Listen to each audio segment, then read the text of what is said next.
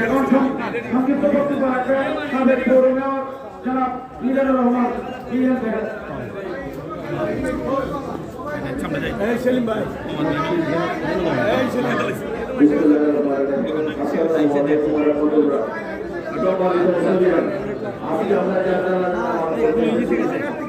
আমাদের রহিম ভাই ছোটবেলা থেকে এসেছি এই বাজারে যত ঝামেলা একমাত্র রবিবার তারা এই সম্ভব ছিল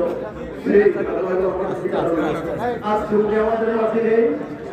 আমরা সকলেই ওনার জন্য দোয়া করবো, আল্লাহ যাতে ওনাকে জান্নাত নসিব করেন, ওনার ভালো কাজকে আল্লাহ যাতে আমাদের উসিলা বানিয়ে দেন, ওনার কবরের সহজ আল্লাহ যেন সহজ করে দেন, ওনার এই সুসংগত পরিবারের প্রতি সর্বজনা প্রকাশ করছি আল্লাহ যেন ধৈর্য ধারণ করার তৌফিক দেন।